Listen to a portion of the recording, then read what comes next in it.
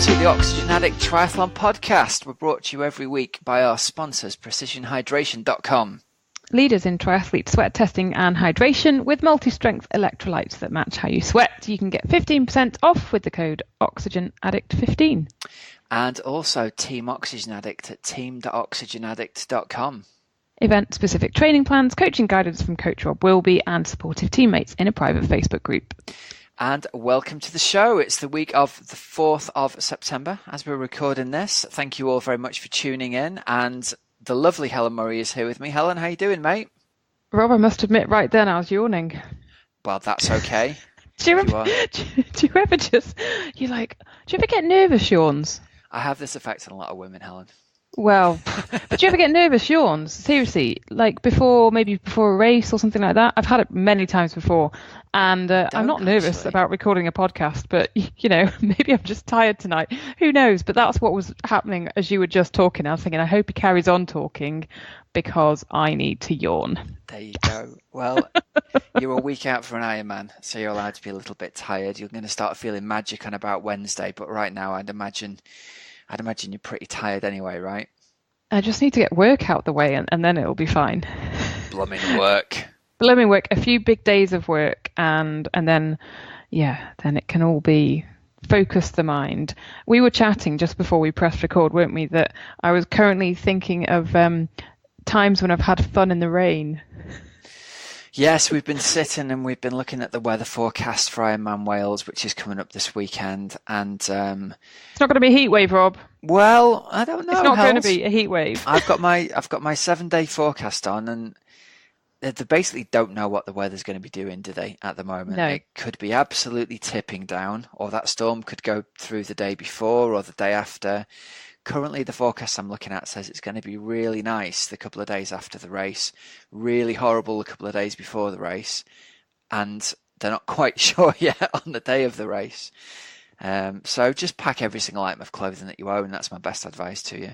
Yeah, that is sun cream, what. Rain jacket. Oh yeah, sun cream. Yeah, brolly, useful in T2. Definitely get the sun cream in there, no question.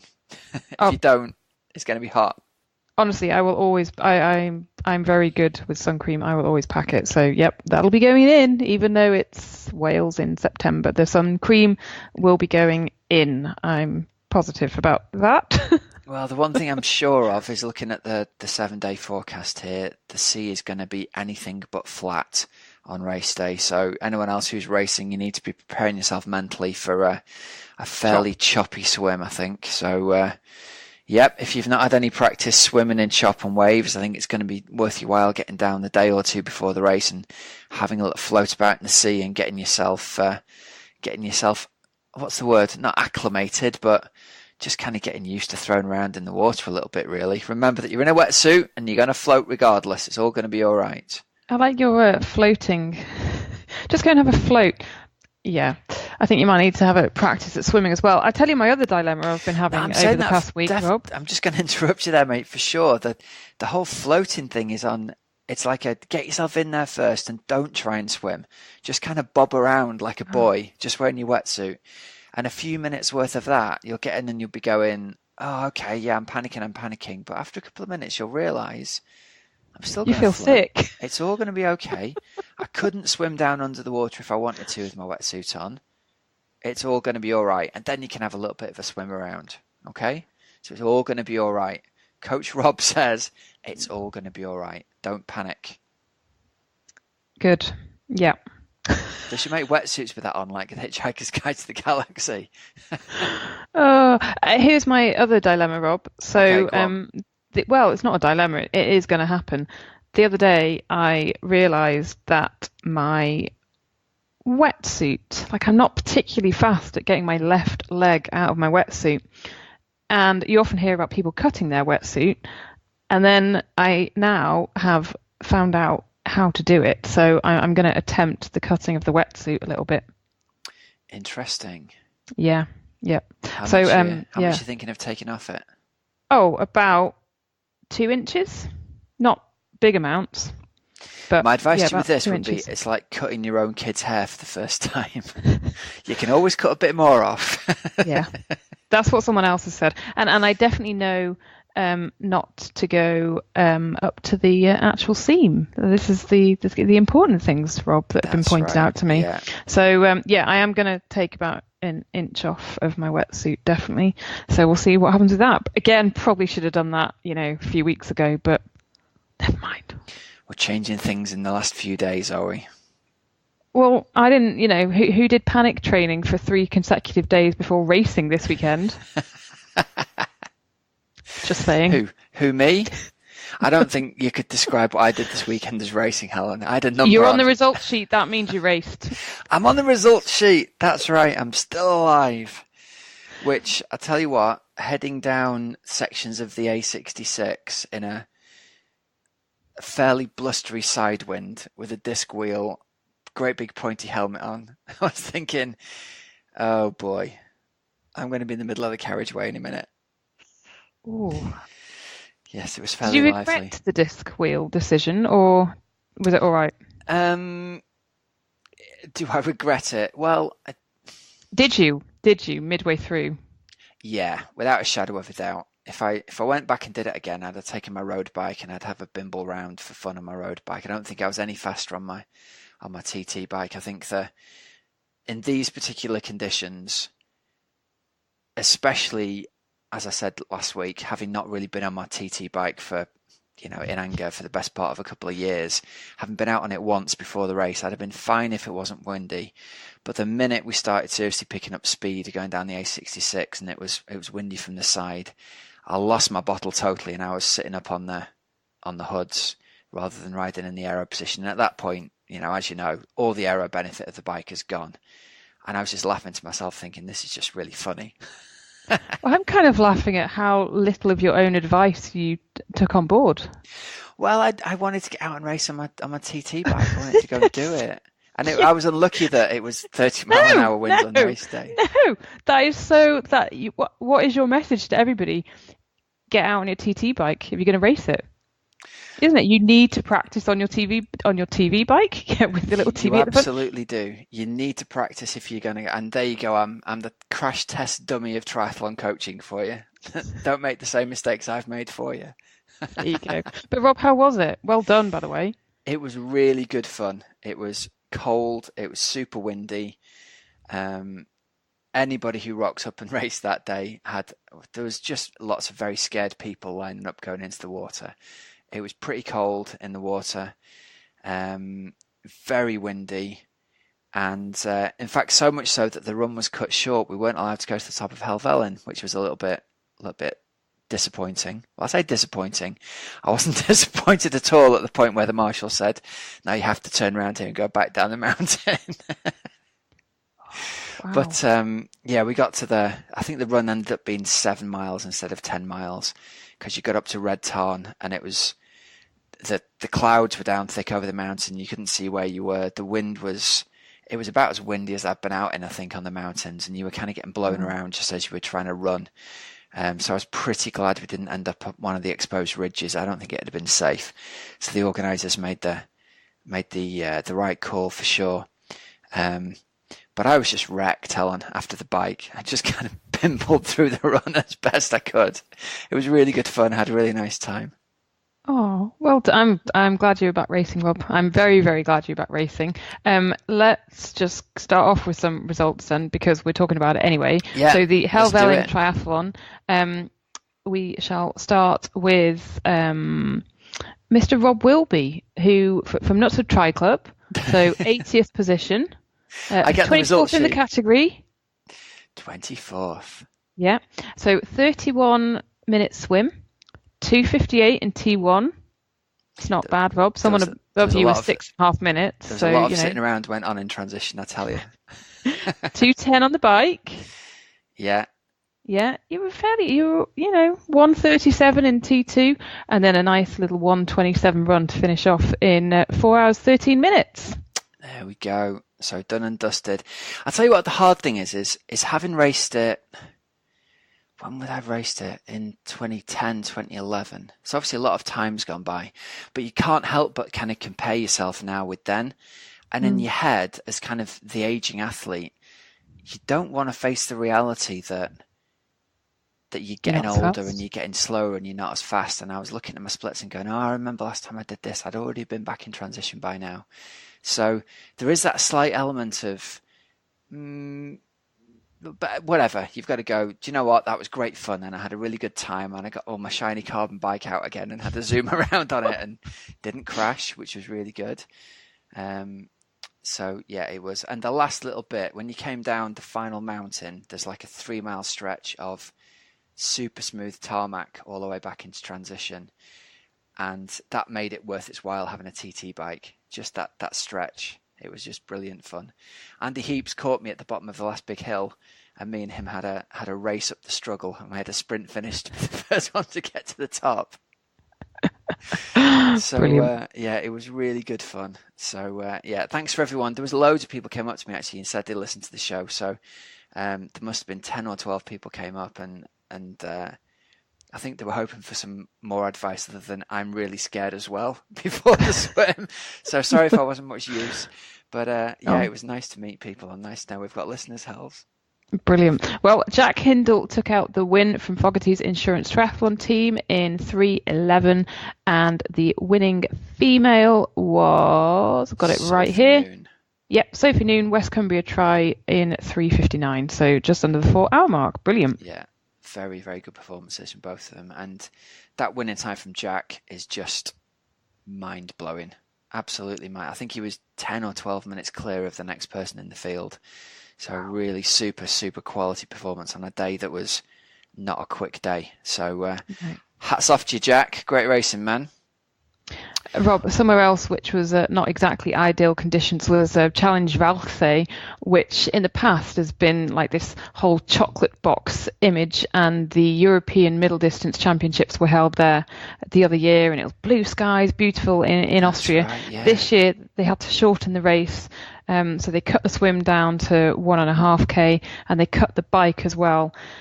Because they were worried that one of the descents was going to be too dangerous. So from 90k down to 68k, it really looked quite vile in terms of conditions, and cold and wet and windy. So Tembe all over.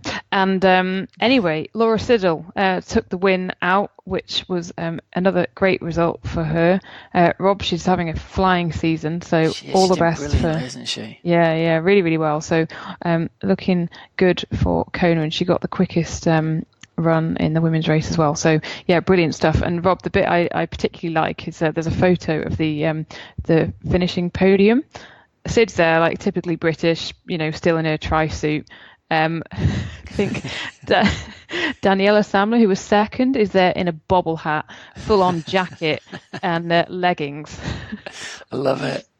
Yeah. It reminds me, the week before the 70.3 Austria was in a similar area, and one of the guys I coached raced there, and he sent it through too late to be on last week's show, but he said they had this crazy lightning storm during the latter part of the run, and they actually stopped the race, and everybody had to stop and wait while this lightning crashed down around them.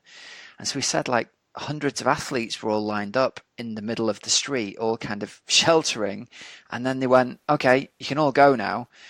And he was a couple of K away from the finish, so he said usually when everyone's really strung out at the finish, it was like the finish of the London Marathon. There were hundreds of people going down the chute together. Oh, really? He said it was this brilliant kind of celebratory atmosphere that, like, we've all made it through the storm kind of thing.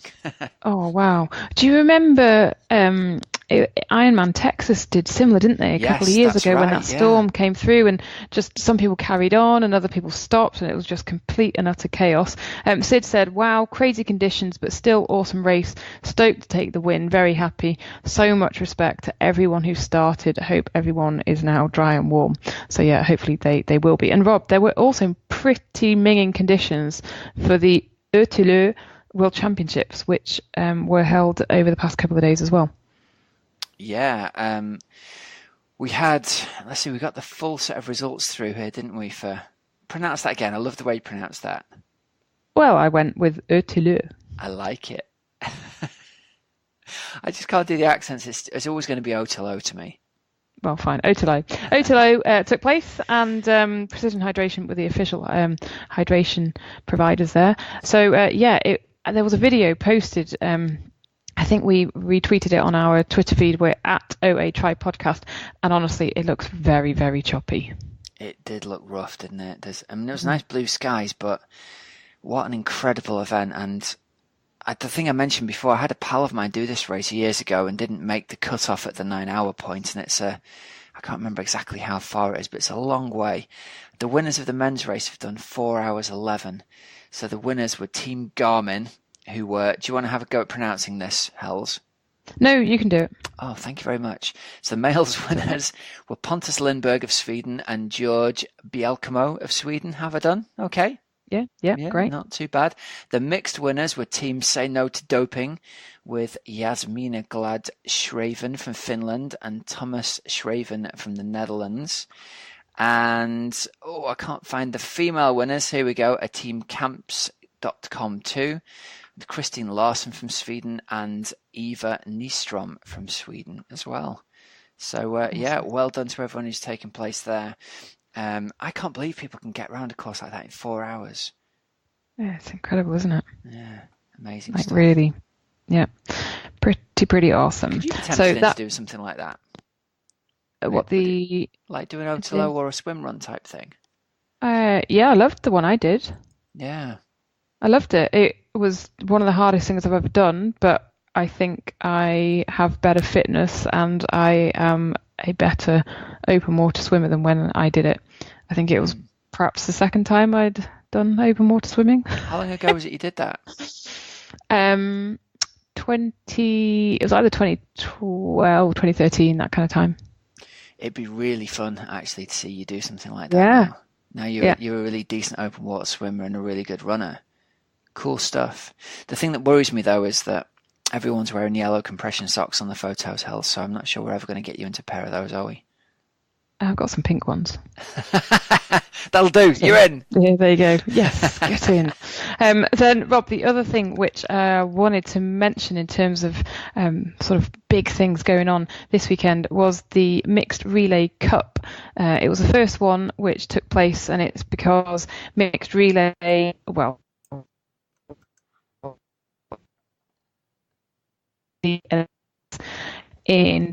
so a lot of different federations were doing mixed relays, and this weekend I saw that there was one going on in Mexico as well, so various different teams. So in the UK you had the likes of Leeds 1, Leeds 2, Loughborough, then you had some international teams coming over as well, so Canada were there, Japan had a team as well, and it was Leeds 1 who came out winners. So that was made up of Aaron Royal, who's from Australia, and Tom Bishop and Jess Learmonth.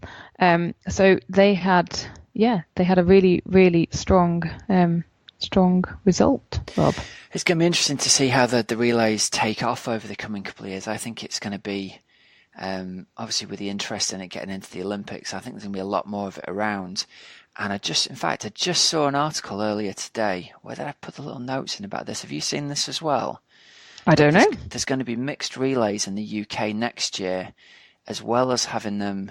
They're going to have them in Leeds, Manchester, and a couple of other places as well. I can't remember where else. Edinburgh, maybe. There's going to be 3 or 4 different sets of mixed relay events next year. So that's exciting stuff, isn't it? I wonder where the ones in Manchester will be, whether it'll be in Salford. Oh, could be Salford, couldn't it? I should say, sorry, Georgia Taylor-Brown was part of that Leeds 1 team as well. And the likes of Jodie Stimpson, she was on the Loughborough 1 team with Sophie Caldwell and Ben Dykstra and Chris Perham. So they also had a bit of a decent race. So yeah, it was really exciting, Rob. Good stuff.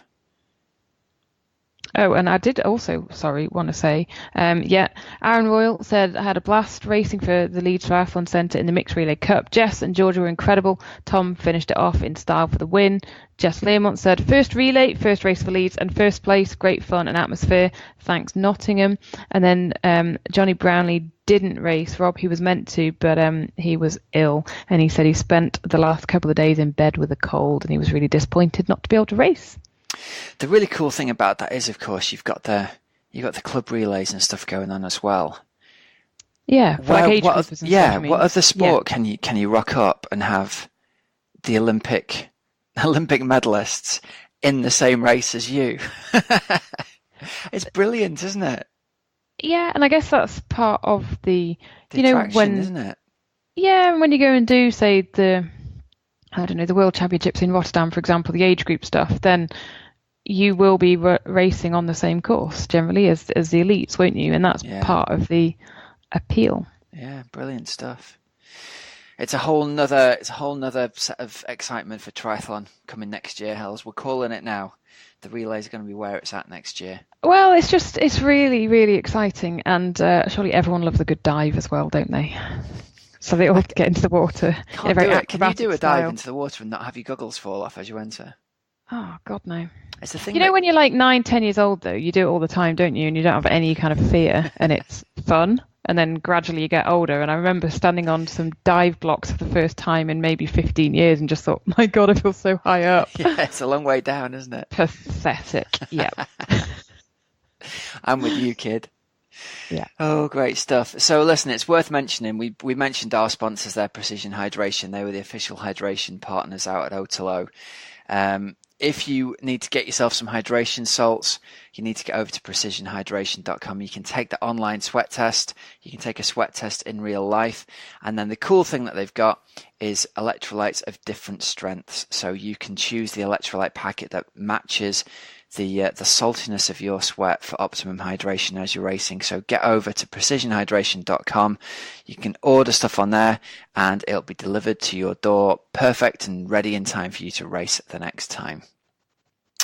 So what else we got? We've got a couple of other things to mention, haven't we? That aren't the ones. Yeah. So just a couple of things is that Emma Pooley, congratulations, a 4th long distance triathlon world title. So she remains unbeaten at Powerman Zofingen. So another win for her. And then Lucy Charles got 2nd at Ironman 70.3 Lanzarote in 4:20 behind Annie Haug, who Rob, I just remember in London when the grand final was at London, Annie Haug was in line for the overall title in the World Triathlon Series. Yeah. So she's a really, really strong biker and a very strong runner. And she won the race in Lanzarote in 4:12, and she did a 1:18 run split, which is super awesome. Yeah, it's incredible, isn't it? James Kanama, who won the men's race, did a 1:14. So that is impressive running. Run. It's not a flat run at all at Lanzarote. It's quite amazing, that run, actually. Yeah. Considering that I think Lucy Charles had a 3-minute lead coming off the bike. Mm-hmm. Which in itself, you've got to say, Lucy's biking is obviously super, super strong this year, which is great. But how much did Annie... Can you do the maths on that? Is it an 11 minutes? She took 11 minutes out of Lucy Charles on the run. Annie Haug is an awesome runner. She's a machine. And I know because if you watched sort of any of the ITU races, when she was like right up there in the ITU races, she would be able to run through a lot of the field. So uber runner. Well, I think from what I read, Lucy was using it as a preparation race for Kona, and she did her run at her goal Ironman race pace to try and practice running like just sub 3-hour marathon pace. So that in itself is pretty good. And she was talking on the interview I saw with her about planning to be back in training the next day after it. So chapeau to you, Lucy, getting back into training the day after a 4:20 half Ironman at Lanzarote. Nice. Right, Rob, what's next? Coach's Couch. We've had a very interesting and unusual question through from Andy Hockey, which we're going to have to read out because I'm not sure how many people it's going to help out in itself, but it's a pretty amazing story. Okay, so Andy says, first of all, I need to say thanks. I love the show. Thank you. And have listened to many episodes while slogging my guts out in various parts of the world. I was hoping you could give me some advice on what to do in the last month or so before an Ironman when your training has fallen off the wagon, so to speak. I raced Kona in 2016, so last year, achieving 9:49 and was first Brit in my age group, which is 40 to 44. I subsequently qualified for Kona at Ironman Texas in April this year in 9:17, so I was hoping to go better. However, I've been forced to relocate from Texas to Aberdeen over the summer It's taken over 2 months and we've just received our belongings in Scotland. Consequently, my training has, let's say, not been optimum, to say the least. I've kept biking and running, but with no real structure, and I've been in the pool 3 times in 2 months. I now have about a month until Kona, and I'm now wondering what the best thing to do from here on in is to have a reasonable race. So, like we said, it's a tricky one, this, isn't it? It's not one that I think a huge number of listeners are going to be facing. But the reason I thought it was interesting to read this out is it's this idea of, I think a lot of people are in the boat of, if they've got a history of having done triathlon in the past and then they decide they want to do a race in a month's time, what can I do to optimize my time in that month to go from, he says he's been, running and biking regularly, not really been in the pool very much. What can you do in that month in order to get yourself into reasonable shape? So that's the challenge, isn't it, really, Hells? So this is what I've come up with. The first thing I think that's important is you get yourself into a regular routine again. But that regular routine has got to build you up gradually, because I think the temptation is to do the panic training thing and go piling into the pool all the time and ride your TT bike all the time. The last thing you want to do is end up with any kind of niggle a month out from Kona, because it's much better to go in a little bit undertrained but healthy than it is to really beast yourself and end up with any kind of niggle. So the first thing is do no harm. Don't give yourself any kind of injury in this month before the race. I think you want to get into the pool as often as is possible for you. Now, that's going to depend on your living conditions and how close you are to the pool. But in an ideal world, I'd say if you can get yourself in the water 3 times a week, even if it's not for long sessions, for the first couple of weeks, just get back in and just do a little bit of skills and drills work and get yourself used to swimming again. Gradually build that up over the time so you're confident you can swim 4K continuously again, and don't worry too much about the timing. You're obviously a really decent swimmer already to have been 9:17 overall, so no dramas there. Just get yourself back to the point where you can swim 4K, and you only need to get yourself to that point about a week out before the race.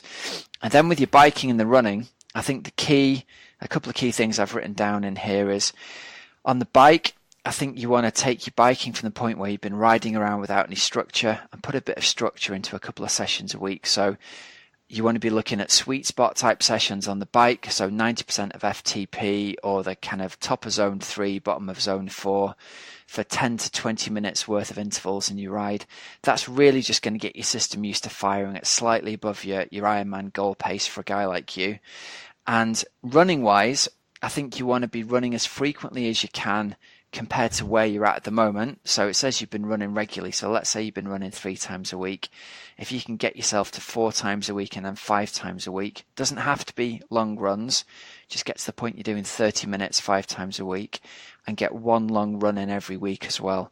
Don't worry about the pace too much, because your fitness aspect is going to be taken care of by your higher end bike training. So just don't get yourself a run injury at this point. And the last thing I've got down as a point is, aim to get yourself to the point where 2 weeks out before your race, you're going to give yourself a big workout where Friday night, you're going to do your 4K swim. Saturday, you're going to do a long bike followed by a half-hour run off the bike. And Sunday morning, you're going to run for 2 hours. And then you've got the meat and the bones of the Ironman done 2 weeks out. You've got plenty of time to recover, travel out to Kona and get yourself heat acclimated. And do you know what, Andy? Let us know how you get on. I'm really interested to see how you manage your time over the next month and whether the kind of things that we've suggested actually are gonna help you. So fingers crossed, mate. Cool. Imagine moving from Texas to Scotland, to Aberdeen. Yeah, you might have to get used to a little bit of different weather. Yeah. Exactly. Yeah. There's going to be a change in temperature of about 45 degrees, isn't there? From Texas in June to Aberdeen. Totally. Rob, I think you've often said this as well. Like, obviously, Andy has so much endurance already in him. Yeah. And there will be a lot of mental games going on in his head, thinking, I've not done the training, I haven't done what I should have done, I'm perhaps not where I was at. Take the pressure away, Yeah. Almost say, well, I might not be doing 9:49, but all you can do is the race that you have, you've sort of trained for. So yeah, totally. Yeah, I think you've just got to go to Kona and you've got an excuse to go and have fun, haven't you? Go and really enjoy the day and look around you a little bit, and rather than chasing a time, go out there and just really enjoy being out there. And I think the key is knowing how fit you are. Yeah. Yeah, and don't beat yourself up between now and then, because you have done what you could do. You know? Yeah, definitely. And life gets in the way sometimes, doesn't it? And I think we're gonna hear this in the interview with Charlie Pennington in a few minutes. He talks about having been from second in his age group at Kona a couple of years ago, to dealing with loads of injuries, to dealing with a promotion at work and loads of extra hours and commuting and stuff. And it's just making the best use of the time that you've got. So best of luck, Andy. Fingers crossed for you, mate. Good. I think that'll actually be a good point to go into the interview with Charlie right now, wouldn't it, Hells? I think so. Yeah, let's have a listen. Yeah, here we go. Tis today's interview with Charlie Pennington. Charlie Pennington, welcome to the Oxygenaddict Triathlon Podcast. It's lovely to have you back on the show, mate. How are you today? I'm good, Rob. Thanks so much for having me. Yeah, really, great to be back on. Thank you. Hopefully I didn't bore you guys too much the first time around, so maybe I did, maybe you've forgotten, who knows, but thank you anyway. Appreciate it. Well, it was quite the opposite. It was I looked this back, it was episode 63 back in March of 2016 we had you on, so it's kind of 18 months ago almost. And so a lot of people might not even have listened back that far to the archive. So shame on them. Shame on them. There might be people who don't go back and listen to every single one of the. There's like 150 of them or something now. Yeah. So let's fill them in a little bit. I'll give them the backstory. We had you on in 2016 because the big headline performance that you'd pulled off was second in your age group in Kona in the male 35 to 39. That's right, isn't it? Yeah, correct. Yeah. And if I remember rightly, was it 7? You were 7 seconds away from the win. 6 seconds. 6 seconds. Yeah.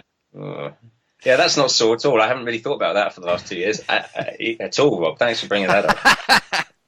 Well, that kind of sets the scene, doesn't it? Because I want the story arc to go, okay, here was Charlie 2 years ago. We're obviously going to come to, the path you've had to racing this year and going back to Kona. But yeah, all right. So missing the overall age group, the age group win, not the overall age group, but your age group win. And were you 5th age group overall that day as well? So you were. I was, yes. You were pretty far high up there in the overall standings as well, which is brilliant. Yeah. 27, I think, or something like that. Okay, cool. Yeah. So you're a team free speed athlete. I am, yeah. So I've been very lucky. It's still Richard's kind of still could have had some faith in me, and I'm still part of the team, very much so. As we'll probably come to, I haven't really raced a great deal over the last year and a half, maybe 2 years. But Richard's managed to continue to have some faith, and I'm still part of the team. We'll see how long that lasts as well. Well, let's start there. I mean, you went from like the highest of the highs, finishing very, very close to the age group winning Kona. You're obviously a highly experienced and quality athlete. What's been the story for the last 18 months? And let's go through the story leading up to your recent race at Ironman Hamburg. Yeah, okay. So, there's a bunch of things really. So let's go back into 2015, for example. So I raced Kona with some knee injuries. I had tendinitis in both knees, or I think that's the right word, tendinopathy. So basically sort of a tendinitis that got quite bad and was just giving me problems. Not walking, but certainly running. And any running that I was doing was in pain. Was causing me pain rather. And that had started back in like March of that year, preparing for the London Marathon, I think. So it'd just been something that I knew Kona had qualified for. I was just put up with it. It'll be fine. Just get through, and then we can deal with it. So got through Kona, and it was one of those things that I think maybe the adrenaline of the day, you just I didn't feel in pain, and it wasn't something that bothered me during the race. So no issue in racing, as it were. But it was something that I knew at the back of my mind, I needed to get this fixed because, I'm almost 40. I don't want to be, having knee problems this early in my life. Life's too short for those sorts of things. So I took some time out to try and get that fixed. I figured it might be a couple of months. Actually, it turned into about 6 months of kind of like non-stop epic of trying to get physio. I had physio with at my work. So I work for Deloitte, and we're very lucky. We've got in the London office, we've got a physio there. So I went to see him, had quite a few sessions there. Eventually ended up being recommended to go and have some treatment in, I think, London Bridge Hospital, and had some shockwave therapy on my knees to try and improve things. It didn't. All I did was spend a boatload of money trying to do it. And at this point, 3-4 months, this was, I think, into the start of 2016. And I then kind of got a bit fed up. I was like, I'm not running. I'm not really cycling. I'm doing a little bit of swimming at this point. I'm not getting any better. I've still got problems, and I've spent a lot of money trying to fix this thing.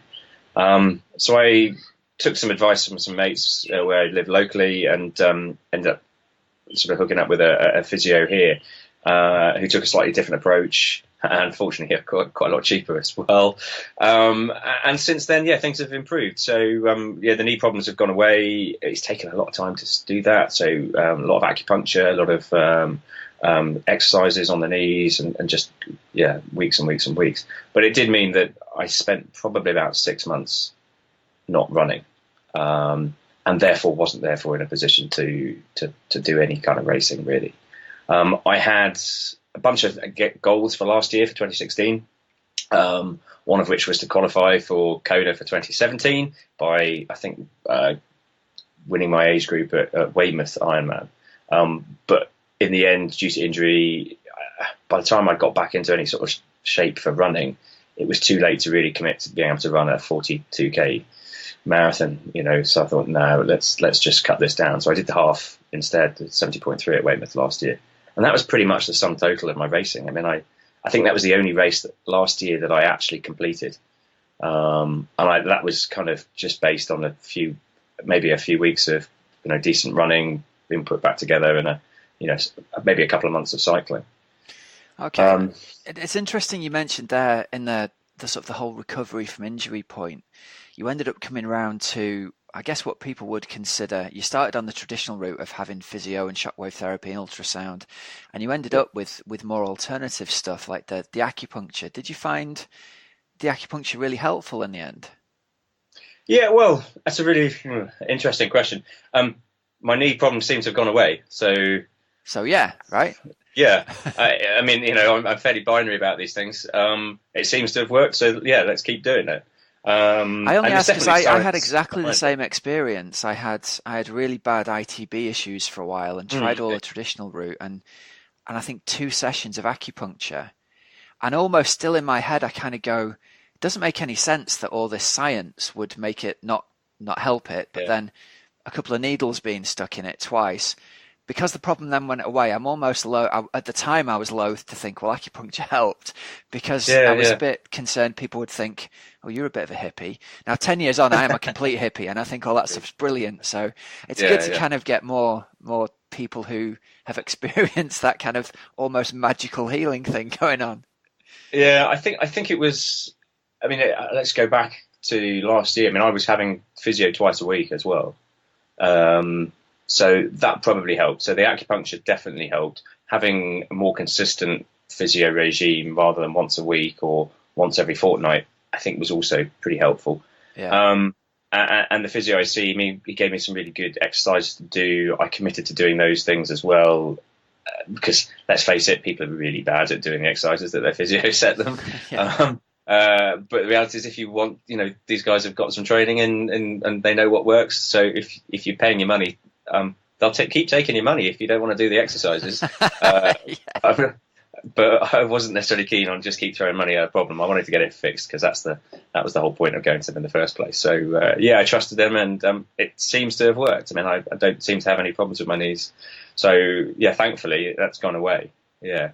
Good. So, but I must admit, if someone said to me, "Oh yeah, acupuncture's the way forward here," I probably would have thought, okay, not quite sure about that, but it seems to have worked. So yeah, great. Yeah, it's interesting. I've spoken to a couple of very high performing athletes recently who off the record have said, I've tried this alternative therapy or this one, and I don't want to talk about it publicly because people will think it's a bit, woo-woo. And I was like, yeah, that's really interesting. There seems to be this almost like a shift in people's minds at times, but people are still not quite, they don't want to. Interesting, isn't it? Yeah, it is. And It's something I'm getting more and more interested in. So the more evidence I get back to, like, okay, maybe this isn't so out there. Well, yeah, interesting. So I was very much a scientist. So I studied science at university as a biologist. Did science at A level. So I would absolutely be that guy. No, there's unless there's any kind of like proven, peer reviewed, double blind. Yeah, exactly. But no, absolutely, it seems to have worked, and that's the key. So I have no issue recommending it to anybody. So maybe there's the first takeaway. Yeah. Open mind, absolutely. Give stuff a try. Yeah. The fact that the physio's like, he's a big guy, and he said, right, we're going to do acupuncture. I'm like, okay, that's fine. I'm not going to argue. Whatever you say. I think that's whatever you say. You're the boss. But it seems to have worked. Great. So you got through the Weymouth 70.3, and then that's like mid-September. So you're pretty much into the winter training again then at that point. Well, yeah. So with my coach Chris Roberts, we'd kind of devised, right, well, what's the plan? So Weymouth, no. Okay, so what's the next plan? What's the next sort of option? So I looked at Ironman South Africa. That was kind of on the cards. Like, okay, could do Ironman South Africa early in the year, continue the training burden over the winter, having started, September. So that was the plan. South Africa, and get qualified for Kona, and then have a bit of a break, and then sort of rebuild back into, sort of this sort of point where we are in the year right now. Best laid plans and all of that. Didn't really work out. So I had a bunch of, I think we have running injuries, minor things. So knees seem to be all right, but kind of picked up some calf problems over the winter that stopped me running for a bit. But to that point, South Africa was still on track, still looking good, and as many of listeners will kind of be used to, training over the winter is just miserable when you've got an Ironman kind of early season, because it's dark, it's wet, it's cold. That was my first thought when he said we decided on South Africa. I was like, it always sounds good. South Africa, Lanzarote equals winter of long, wet days at the weekend. Winter of discontent, absolutely, in the Pennington household. That was not much fun, I must admit. But, I kind of felt ready, and I had some, by the time I got various sort of calf injuries, I think it was, I was struggling with. By the time that had all kind of figured itself out, actually, I was kind of in good shape. I felt that I was going to be able to sort of have a good race.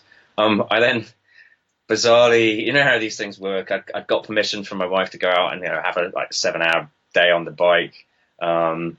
Literally 30 minutes into the ride. So this is April? Must be March or April time. So 30 minutes into the ride, I was like, something's grating on my bike. What's this? I remember looking down, what is this thing that's making this noise? And in the process of doing so, I clipped the curb with my wheel, and I just couldn't hold it. I fell slightly awkwardly. As it turns out, I fractured my right collarbone. No. But I didn't know that at the time. I thought, maybe it's just a muscle thing. So, as a good ex-war Marine should do, I just jumped back on my bike and continued riding for another 6 hours. And really struggled. You could see that coming. Indicate. You could totally see it coming. Yeah. Did I go home? No, I continued with the ride. I've got, I've got 7, my wife said I can ride for the rest of the day. So I've got to make the most of it. I can't indicate if I'm, with my arm, if I'm turning right. I'm really struggling up hills to grip the bars. Maybe it's a problem. And by the time I played this sort of mental game for probably actually the whole of the ride pretty much. I got to a point where I was so far away, it was a loop, and I was going to turn around and come home.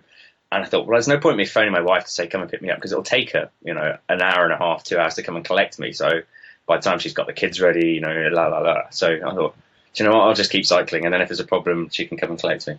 And then I remembered so funnily enough, she did actually collect me in the end, because my lights on my bike were running out, and it was getting dark, because I've been out for quite a long time, thanks to Garmin's stupid route that it set. Take me down a public footpath, or whatever, a bridleway or something. I'm on my time trial bike. Great, awesome. So you have to find the route around, whatever it is. It adds hours on your time. But she picked me up, and I'd spoken to her earlier in the day to say, I fell off my bike, and I'm over here at this point. I might need to call you later. When I then phoned her to say, can you come and collect me? I was only about 10 kilometers from home, something like that. And she was like, "You've not gone very far, have you?" I mean, I was distraught. I was like, I'm going to put the phone down on you. You have no idea. I sat all day in pain, and you've just said to me, "Yeah, you haven't gone very far. You're only 10k away." I'm like, ah. So, yeah. Anyway, the upshot of all that was my plans for South Africa were written off. Unfortunately, and here's a top tip for any listener: make sure you've got travel insurance when you actually book your flights, and because essentially I didn't have travel insurance at that point because I was like, well, I'll get travel insurance when I fly over there. Well, no, that doesn't work. So I couldn't claim anything back. So I lost the cost of my flights. I got my airport fees back, but essentially, the cost of the flights. And also, because I was within 2 months of the actual event, Ironman wouldn't allow me to swap the race to another event either. So I lost the entry fee for the event as well. So the financial pain came in and sat on top of the collarbone to help it reset. Yeah, absolutely. So I mean, and it wasn't even a bad break; it was just a fracture, and it was just like I look okay. I'm just really in pain to do anything with my arm. And yeah, I think I was like £1,500 that I just lost just by looking down at my bike, and then I also had to get bits fixed on my bike as well. It was just one of those bad days. Yeah. Oh man. So yeah, that was a pretty low point. You kind of like, well, now how do I pick myself back up from here? Do I want to pick myself back up from here? And then it's sort of, what's next? So in a typical fashion, it kind of looks at, well, what can I do next? Ironman Austria as a known entity, because I raced there in 2015. That was a potential option. So that was the next plan Chris and I focused on, was see if we can get you ready for Ironman Austria. It gives you a few months to get healed and sorted out. So, I mean, I didn't swim for a while. I didn't really run for a while because I couldn't, because of my arm. I was doing quite a lot of stuff in the pool, like exercises in the pool. Not necessarily swimming, but like leg exercises, and also just some really basic arm stuff in a shallow end of the pool, just to sort of keep the movement and just keep some pressure on there without overdoing things. But eventually, that healed itself and went away. And I'd managed to persuade my wife that Austria was a good idea, and that's probably what I was going to do. I think, I can't remember too far. Yeah, I somehow managed to injure myself before that as well. There was either there was both a calf injury and there was a hamstring. I think I sort of only a really basic tear, a hamstring, but it's sufficient that I stopped running for a bit, and I couldn't really ride properly. So yeah, it just sort of seemed to continue. Luckily, I hadn't paid entry fees or something. There was anyway, whatever it was, I didn't lose any money from not doing Austria. But Austria sort of came and went, and I didn't race because of injury. I guess the other point to bear in mind here is that I'd pretty much been training from pretty much Weymouth, all winter. Not really hadn't had a break, because the whole point was to have a break after South Africa, which I hadn't done. Not in terms of a sort of mental break, rather than a physical one, because I think the physical bit of injury meant that I couldn't do certain things. So physically I was kind of probably rested, but mentally I was just kind of exhausted. And my wife, when are you going to stop? When are we going to get to see you? Because you're always training for something. I know you've been injured, but you're now, you keep shifting the goal to the next thing. And, when do we get our time with you? And that's a really hard mentally to do with family. And I'm still not sure I've got that balance right or wrong, but I'm sure many listeners have the same issues, I'm sure. It's such a hard thing, isn't it, when you've aimed for an event and you get injured, and then you think, well, I've got all this fitness I've got one of my guys who went through exactly the same thing, and the A race didn't really happen, and it was like, right, in 2.5 months I can do this. And 2 weeks before the event, he was like, man, I'm just completely done. I don't want to ride. It's like, okay, that's it. You've got to stop. And I think you have to go through that cycle of, hard though it is, if you don't get that A race, then it's like the same thing's got to happen. You need 2 weeks off. You've got to then start to rebuild. Yeah, you're probably not going to lose all that fitness, but mentally, I mean, it's so hard to do. It's easy to say, but it's so hard to do, isn't it? No, I've been through that a few times, and I think certainly when the 70.3 World Championships were like November time. Sorry, someone's phoning me.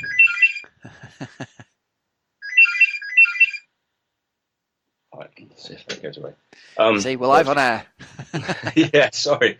No one ever phones us. That's really strange. So, unless my wife's fallen down a well somewhere and she's trying to get hold of me desperately, and I've just ignored her. If she phones again, maybe she's come off her bike this time. She needs a lift home. Yeah. Well, she can wait. So I better edit that bit out, mate. You'll be in real trouble. I will be. I remember when the 70.3 Worlds was we're in November. I'm in Clearwater, and I can't remember when. Was that 2010, 2011, the last year they were there? Yeah. But anyway, I raced there the last year that they were there, and I remember qualifying in again in March. I'd qualified at California 70.3, and just that ability to just keep going all through from March through to November. Man, that's a long year. Yeah. Because you've got to prepare your winter training.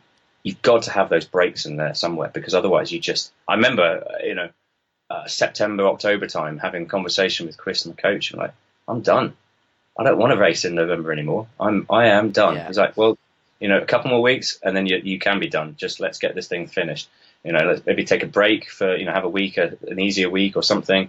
You just go out and just do stuff you want to do rather than sticking to a program, whatever it needs to be. But, it can be really, really tough. So I know how that plays out. And we now consciously make sort of breaks and cycles in the training program to make sure that those things, and that's part of the conversation I have on a weekly basis. Like, physically and mentally, how are you, how are things going? Because just being physically tired, being mentally tired, if you're not interested in getting out and riding your bike because you're just, if mentally exhausted, then what's the point? You can set the best training. That's part of the battle, isn't it? If mentally you're not in the game, we can always, as soon as we're out in our shoes or our bikes, you can always get the work done. It's the getting up at 5 o'clock to get to the pool kind of stuff. That's where you need the mental energy. Yeah, indeed. And I guess this year really tested that on me. But I was stubborn and I didn't really let it go. I had in my head that I wanted to try and get to Kona this year. Before I turned 40, so I turned 40 next year. I wanted, within this age group, I don't know why, but I'd kind of had in my head, want to try and get there this year within this age group and have a good shot at doing well again. And I knew that, so the selling point to my wife to go to Hamburg, for example, was, so let's just rewind a step. So having not gone to Austria, okay, so what's the alternative? What's the next plan? There's a bunch of races, but then with holidays and work commitments, etc. There's only literally like 3 races I think there's 4 races I could potentially do: Copenhagen, Kalmar, Hamburg, and Coeur d'Alene, I think in America. Although Coeur d'Alene quickly discounts itself because it's a qualifier, I think, for next year. So we discounted that, which left 3, 2 of which are those races were on a weekend that we had planned to go to a wedding. So Kalmar and Copenhagen were supposed to go to a wedding. It's like, well, I don't need to go to the wedding. My wife's like, no, you're coming to the wedding. I'm not going on my own. Like, yeah, okay, well, that leaves Hamburg. The downside of that was that we were on holiday. So we'd been in the New Forest for a week with the family for sort of summer holiday. So I had to leave them on the Thursday night. They left, I think, from New Forest on Saturday morning. So I left them a day and a bit early. So then come home, pick my bike up, fly to Hamburg, and then race and then come home. So, yeah, I mean, I genuinely wouldn't be doing any of this if it wasn't for the support of my wife. That is utterly obvious to me. But I kind of sold it to her on, look, I want to go to Kona. I want to get this thing out of my mind and out of, just have one more go at it and either be done any which way. I do care, but I need to get this thing done. Yeah. Either I do it now and make the use of the fitness that I've got, or it just drags on into the whole of next year again, and we just go all vicious cycle again. And I think she kind of recognised that going through the whole cycle again next year, she's like, no, I'm not up for that. Let's get this done. Let's get this out of the way this year, and then you can reassess for what you do next year. Because I mean, the reality of Kona is such a cool place to go, and it's a great race, but it's expensive. In both in terms of time to get there, and just the cost of it. So I mean, I've had to take 2 weeks of extra holiday, which I paid for. And selfishly, I'm going on my own. I'm not taking the family. And even still, I'll probably spend about $5,000 all in. Yeah, it's a big commitment, both in terms of finances, time, as well as the training, isn't it? Yeah, so it's a very selfish sport in that respect sometimes. And, I'm so lucky that my wife puts up with that, and she kind of sees it. She understands the goals and things that drive me and the motivators. But yeah, I mean, whether I do it, try and go again soon, God knows, don't know. But certainly I want to get it done this year, and I want to have a good shot at it.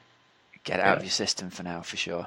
Yeah. Yeah. And, so interestingly, having raced quite well at Hamburg, 3 weeks ago, I did 9:04. I won my. Well, let's talk about the race at Hamburg, because obviously we've not really even managed to cover that yet, have we? So how did the race with a less than perfect build up? I guess you've had that kind of things dragging on kind of build up, and you're fairly fit, but you're injury free. How did Hamburg play out? Well, so I'd always said to my coach,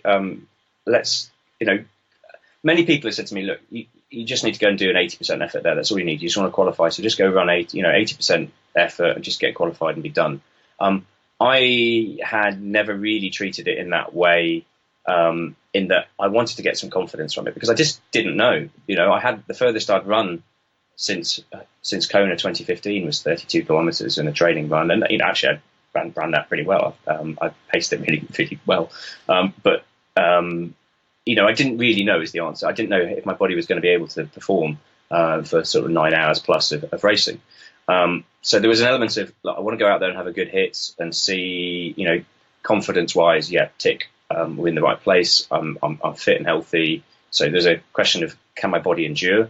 And then there's a question of, okay, so assume that we do qualify. You've qualified for Kona. Is now Kona? Are you in the sort of position in fitness and health that you might be able to get on the podium? Because that for me was what this is all about. Can I get on the podium? Have I got potential to get on the podium in Kona? And if the answer to that question was no, then I wouldn't have taken my slot at Kona. And I know many people out there listening go, oh, that sounds really arrogant and cocky. And they're like, yeah, maybe it is. And I make no apologies for that. But I've been to Kona. I don't want to just go around and get around the course. I've seen that. I've been there. I had a great time last time. And yes, and I did well. But the point I was just making about the cost and the time away from home, for me, it's never been about just going somewhere and getting around to something and having a nice time. I want to go out there and I want to try and win. And if I'm not in a serious position to be able to do that, then I wasn't interested in taking the slot. And Hamburg for me was that confidence kind of, can you do these things? Yes. Are we in any good enough sort of fitness? Yes. Okay. We can work on that. There's not a lot of time, admittedly, but there's sufficient time to work on the things we need to work on.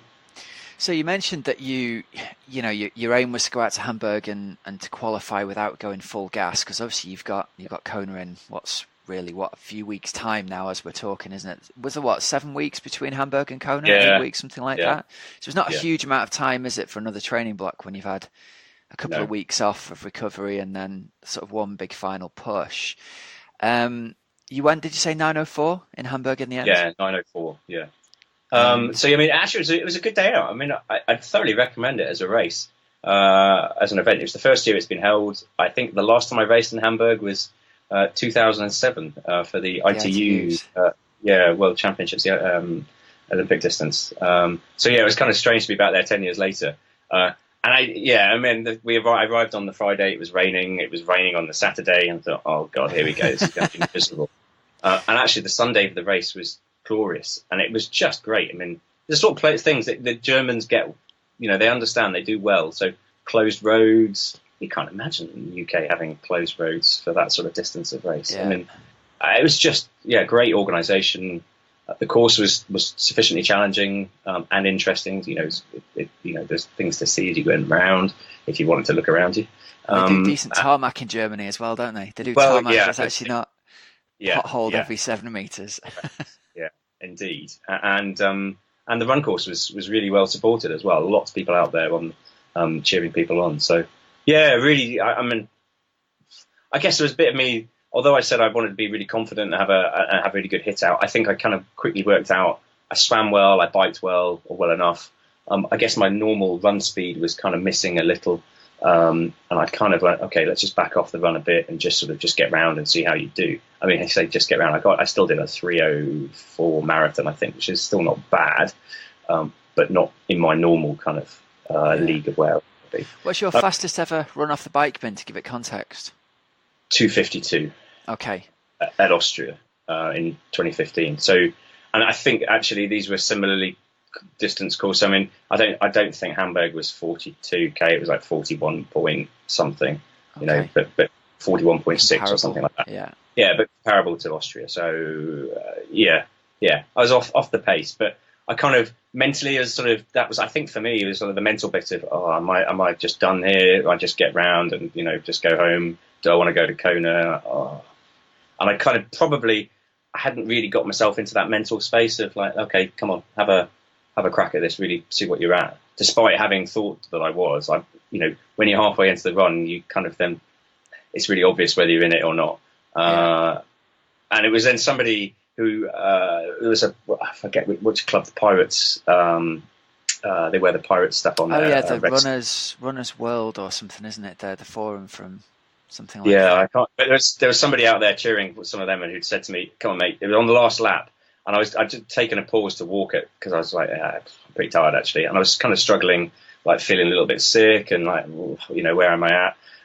And he said, "Mate, keep going. You're going to win." I was like, "What?" He said, "No, you're going to win your age group." And I was like, really? I said, "Yeah. You're like 2 minutes ahead of the next guy." And I'm like, "Oh right, okay. I probably ought to start running again then." So I sort of picked things up and had a sort of good finish to you know, ran on and did okay. But yeah, it's funny, isn't it? Sometimes you just need those things because it's so difficult to know when you're on a course. Like, where am I? Am I doing all right? I have no idea.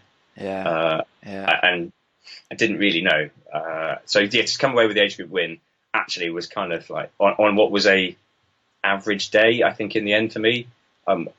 Despite that, I think I had a good swim and a good bike. My run was a bit behind, and I probably mentally was a bit behind where I needed to be.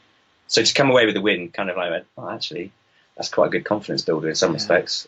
There's things I can build on, and I came away motivated for the next few weeks to get some decent training, definitely. Well, I was going to say probably something that will really help you in regard to racing Kona in, you know, 6-7 weeks after that race is the fact that you mentally were able to shut it down for a big portion. You didn't have to push yourself mentally the whole way through. That can only be a positive thing, and then you can reflect back and go, well, I've run actually a really decent marathon here. It's 10 minutes slower than what you would usually be in peak fitness, but considering you weren't pushing yourself, you're probably not far off your best ever peak shape, and you can now go to Kona thinking, well, actually, I'm in really great physical shape. Mentally, I've not had to kill myself to get here. Game on. Yeah. Well, exactly. And so it was really interesting that I had finished the race and then had a very long conversation with my coach on Skype that Sunday night of, like, you know, do I take the slot? Do I not take the slot? I mean, well, yeah, you know, I think we're in good shape. Let's go and have a bash and see what happens.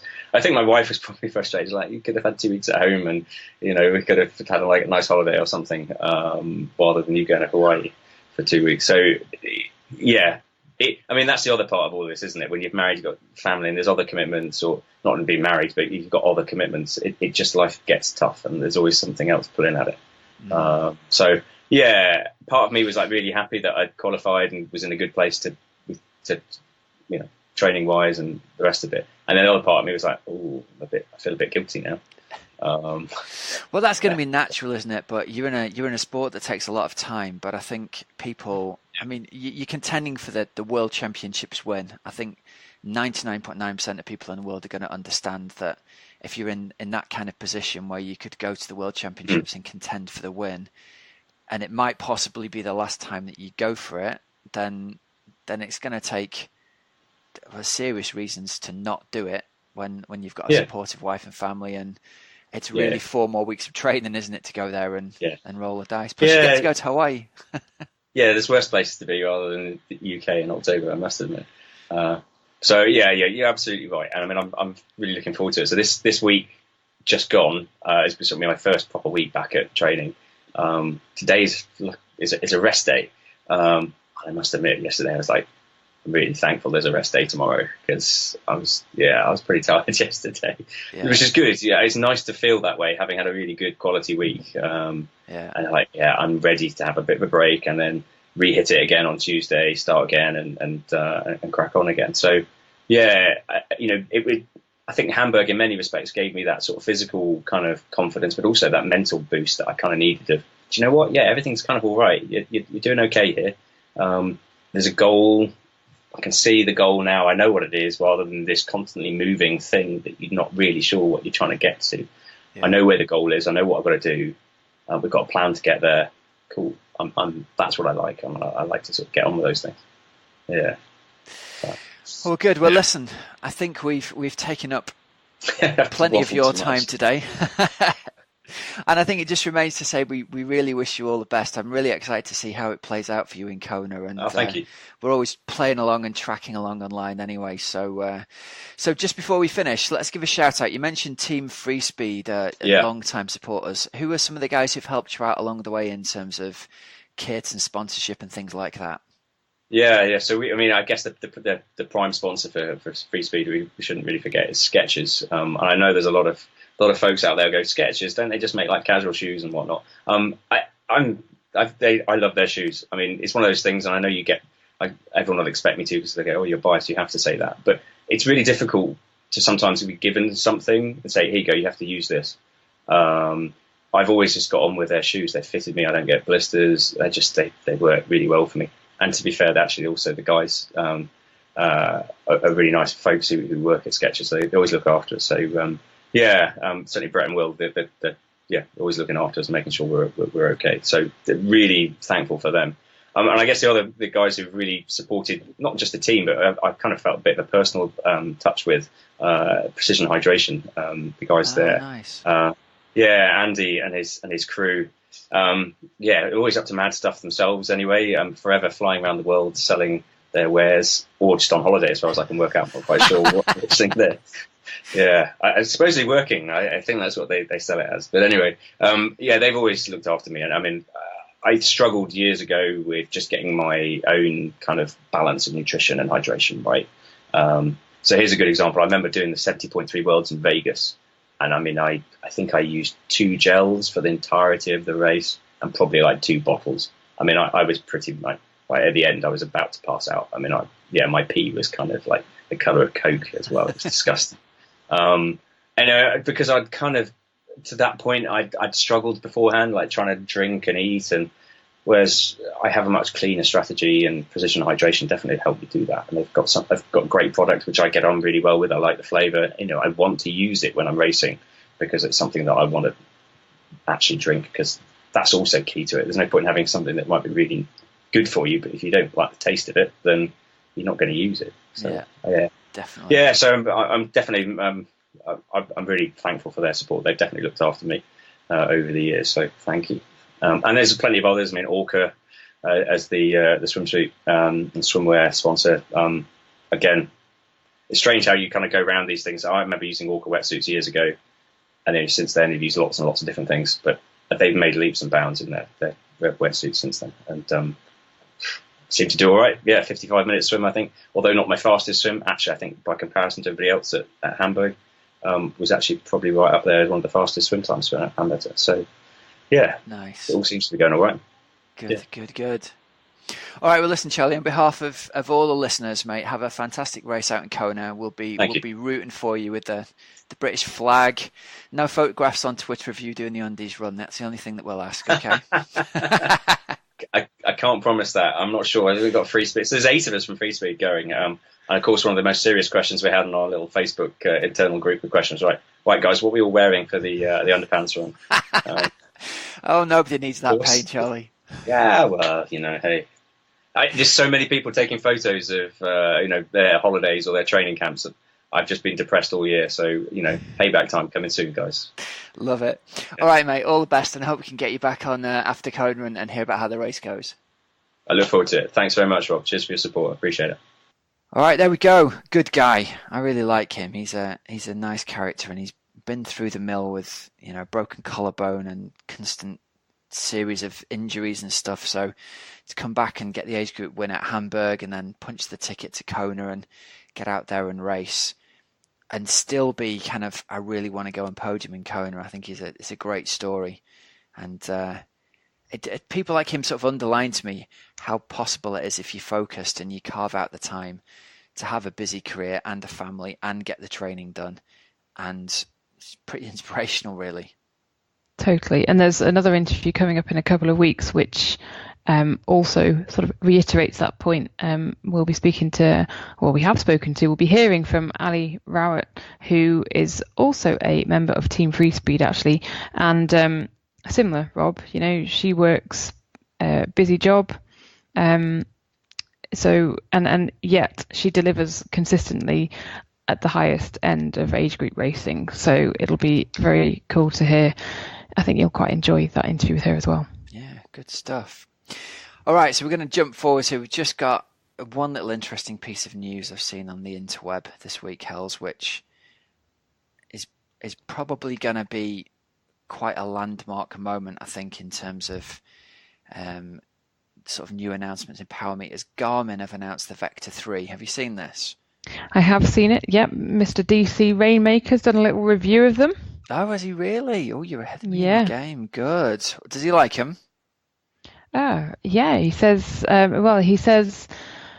sweeping changes outside and internally. And he says the internal changes are far more important than the new podless design on the outside.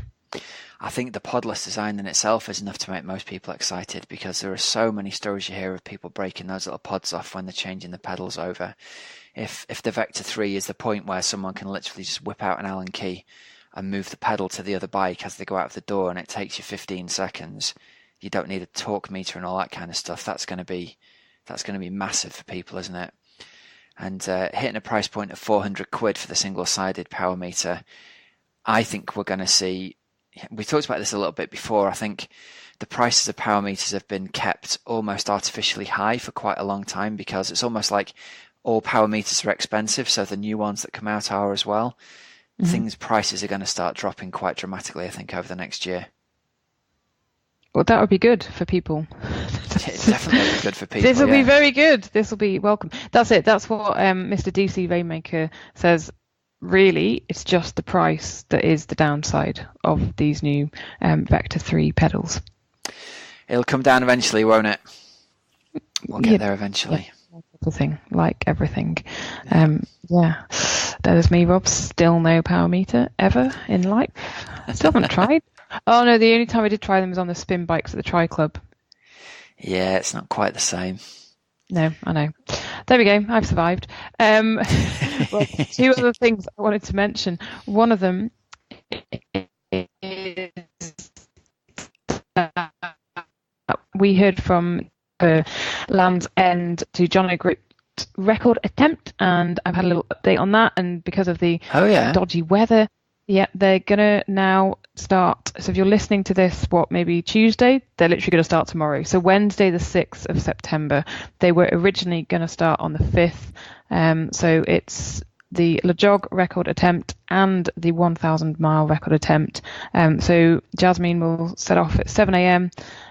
Aiming to complete the journey to John O'Groats in less than 52 hours and 45 minutes. Wow. All right. Best of luck to her, eh? Amazing.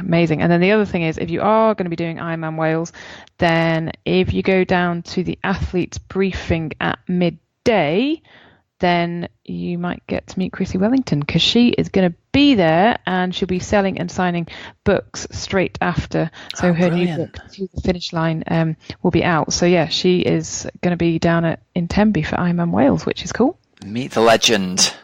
Yeah. Good stuff. All right, Hells, that just about brings us to the end of the show. And just before we say goodbye and finish up, I want to wish you all the best on behalf of all our listeners. Get out there and smash it, kid. Have a great race and have a fun race. And remember, you've got the task of having the biggest smile on race day there. That's what I thought today. Honestly, I'm going for it, Rob. I am going to outsmile everyone. Do you know what? At Helvellyn this weekend, I was trudging up the hill with a big smile on my face thinking of you, and somebody said to me, "You've got the biggest smile of the day so far." And I thought, brilliant, Helen would be proud of me. Yeah, honestly, that is what I'm going for. So watch out, I'll be smiling like a loon. So give Helen a big shout out if you're down at Ironman Wales. And best of luck to everybody else who's racing down at Ironman Wales as well. Let us know how you get on after the weekend. Anyway, so that brings us to the end of the show. Thanks very much for listening. You've been listening to the Oxygenaddict Triathlon Podcast. I'm Rob Wilby. I'm Helen Murray. And until next week, have a great, safe training and racing.